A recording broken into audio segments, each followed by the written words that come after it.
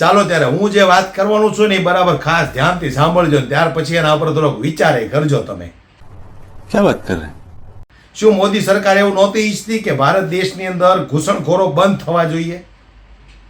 આજથી 13 વર્ષ પહેલા કેન્દ્રમાં જ્યારે કોંગ્રેસની સરકાર હતી ત્યારે ડોક્ટર મનમોહન સિંહે આધાર કાર્ડ લાગુ કરવા માટે દેશની જનતાને કીધેલું.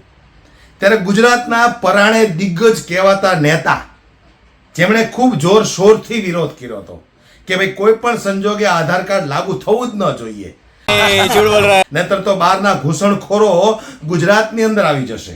એમના જ મોઢે એમનો વિડીયો તમે એક વખત સાંભળો. पिछले 3 साल से मैं लगातार गुजरात की तरफ से प्रधानमंत्री को चिट्ठी लिखता रहा हूं और मैंने आधार कार्ड के संबंध में गंभीर सवाल उठाए थे.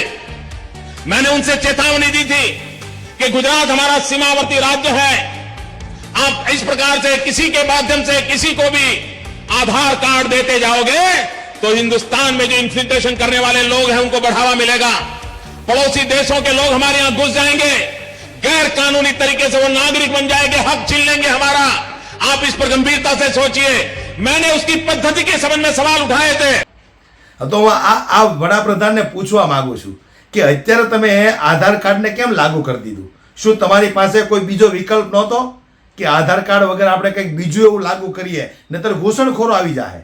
કારણ કે એ સમયે તો બહુ તમે રાડો પાડીને કહેતા હતા કે આધાર કાર્ડ આપણે લાગુ કરશું તો ઘૂસણખોરો આવી જશે.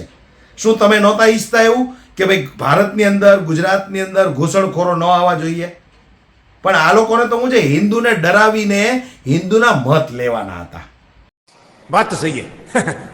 નહીતર તો એ સમયે વિરોધ કર્યો હતો તો અત્યારે શા માટે આધાર કાર્ડ લાગુ કર્યું? અને એમ પાછું આધાર કાર્ડની અંદર હવે તો લખાઈને આવવા માંડ્યું છે કે આધાર કાર્ડ ભારતીય નાગરિક હોવાનો પુરાવો નથી. એટલે આવા વિડીયો જોવા માટે આ પેજને ફોલો કરી લેજો, કારણ કે આવા કાકાના કાંડ તો ઘણા બધા હજુ ખુલવાના છે.